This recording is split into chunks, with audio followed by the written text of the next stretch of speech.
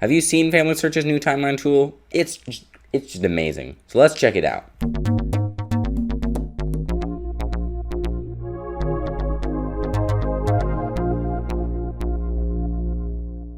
Howdy, I'm Caleb Lee with Family History Fanatics. This is the YouTube channel where we teach you how to understand your DNA, climb your family tree, write the stories of your ancestors, and have a whole lot of fun along the way. In this video, we're going to be talking about timelines. Now, it has been touched on before in this channel, namely by Melissa Finley, which you can watch the video up there, but I'm going to be talking specifically about the FamilySearch timelines. I'll talk a little about what they are and what they're used for, and then give you a real-life example of how I use them to, I wouldn't say further, but continue my search for who are the parents of David J. Searcy. So here we are at the profile of one of the people who was involved in this David J. Searcy case, and that is Mary Peak.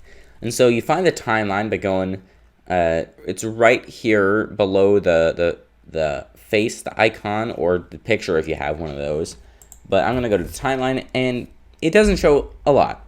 And that's because I don't have a lot of records for Mary. I just wanted to show you a little bit, familiarize yourself. This is what happens.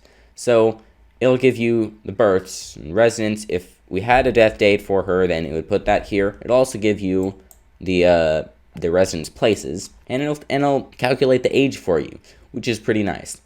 Now, one thing that you can use for, and you can already see with this timeline, is that this person lived in Kentucky, Anderson County, for most of her life, and then all of a sudden she's in New York. I mean, movement happens, but it's worth looking into this and seeing if this is really the Mary Peak that we have, because these are actually taken from the sources, like that Birmingham hospital thing.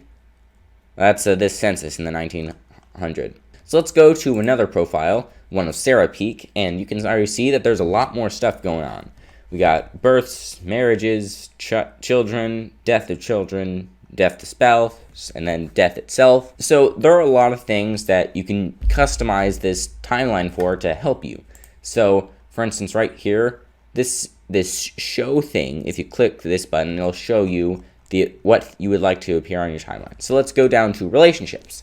So if you unclick marriage, then it will remove all mention of marriage. So death of spouse, marriages, things like that. If you remove the children, then their births and deaths are removed. They're not going to add all of the details from the children's timeline, because then that's going to get really confusing. If you add the parents, then it's not going to add their birth dates, because this is bounded by, in this case, Sarah's birth and then her death. Those are the beginning and the end of the timeline. And so her parents were born before she was born. That's kind of the reason they're her parents. And so they're not going to show up, but their death is going to show up, I think. If they died before Sarah died, then they would show up, but it looks like not. And then also you can add siblings. Now, be warned, this adds a lot, particularly at the beginning. These are going to, we got a lot of siblings here. And then occasionally you'll get, death of sibling. And this might be helpful. It's just I prefer to leave the siblings out unless I'm looking for a specific reason I need siblings. You can also go up here to events, and it'll ask you what you want to see. You're always going to see vital events, birth and death. Then there's other events, which I'm not sure what this means. Maybe it's like christenings and burials. Let's see. Nope. It's not those. I'm not sure what this is, because things that I would consider to be in a category called other events would be things like residence and occupation, and then custom events. Well, maybe not custom events. Another thing you can add, it's turned off by default, but you can turn it on, is historical events, and this will add little blurbs about what's happening. So like, U.S. acquires vast tracts of Mexico territory in the wake of the Mexican War, including California and New Mexico. So this is a U.S. Piece of history. It doesn't really affect Kentucky that much, but this thing, it's a fact about history, kind of useful. If you're like writing your family history, then having these things around, like learning that Governor William Goebel was assassinated, that might be something that would definitely, be on the minds of the people during that time. And if you're writing a book, why don't you go ahead and pick up A Recipe for Writing History by Family History Fanatics? You can find it up here or in the description down below. It's a really good book, and it'll help you add these things into your writing, your family history writing.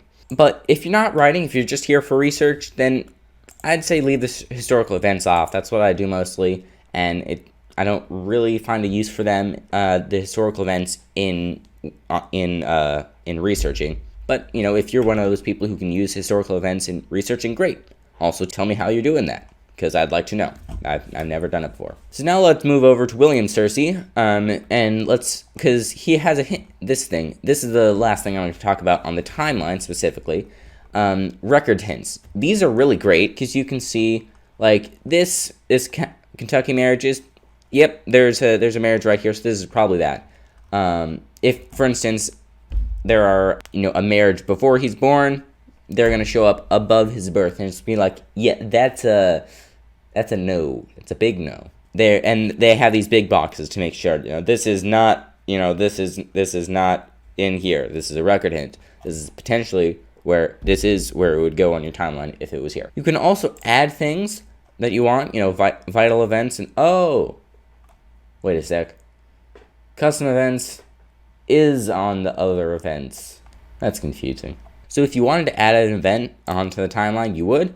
However, I'd say probably you want to add it over here on the other information page or the vitals. But we're going to go to the very exciting part about this timeline, and that is the map. This is really great for research because it shows you where your ancestor was. So for instance, he was that's in Anderson County, and there's Lawrenceburg, and there's Palmer, and then there's over here, there's Alton, and then here's Kentucky. Okay, so one of the things I've learned, and that you got to be careful for when you're looking at this stuff, is when it says, like, the state, like Kentucky.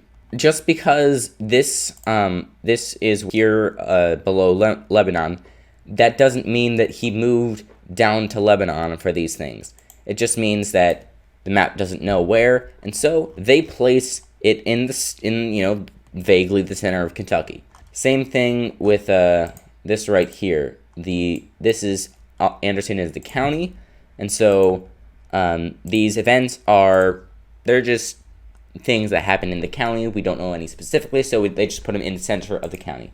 However, you can see these are places, these are places, these are places. Anyways, so got to be careful of those. Another thing you can do, you can click Show Route. And so it's going to start you off. So birth of child, where is his birth? Because his birth was right here. That's interesting. And then he moved out to Kentucky. And then he moved out. He didn't actually move down here. He moved back over to Alton, then to Lawrenceburg, and then to Palmer. So this is how he went. This route thing, it's really useful. Just be careful, because when you add parents and you add siblings, then things start to get a little bit weird, because this is a sibling here. Death sibling, death sibling. So if you're looking at the timeline for the route, do not put the parents or the siblings, just because you're going to run into a lot of trouble. And actually, I'd say probably get rid of the children as well. That way it's mostly just residence stuff. Because otherwise you're going to assume they went across the country when they didn't. It was just a thing that happened that would be relevant to their lives. But the big question is, how do you use this for research? Like, this is fun and all, you know, showing your family where their ancestors are from, but how does this help you with your research? So let's show you that. So one big question I've been struggling with is, who are the parents of David J. Searcy? Are they William and Mary or William and Sally? And so one of the things you can do is you can look at their profiles and specifically see, where did they live?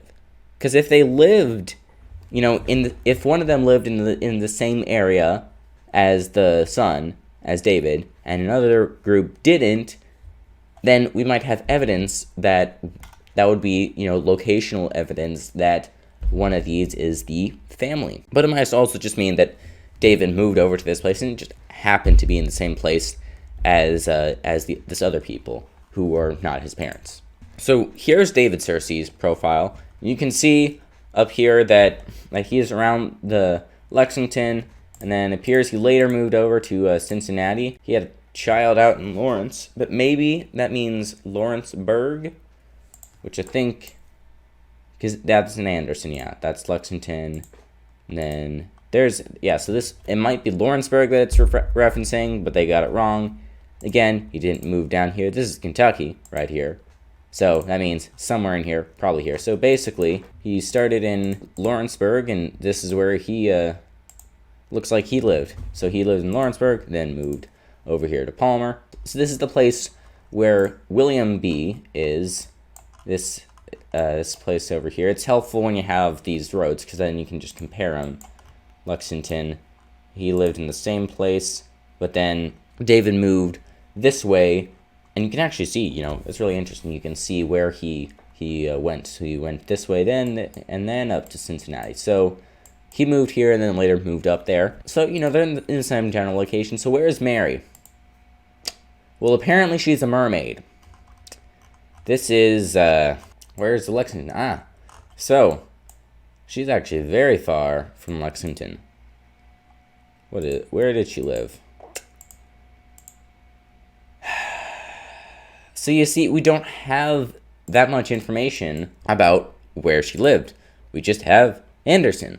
So, again, my research proves inconclusive. But, if it were to give me that she lived in this area, then maybe, because David stayed at least around here for a little bit, maybe that would give me some evidence that David is the child, Sarah, as opposed to Mary.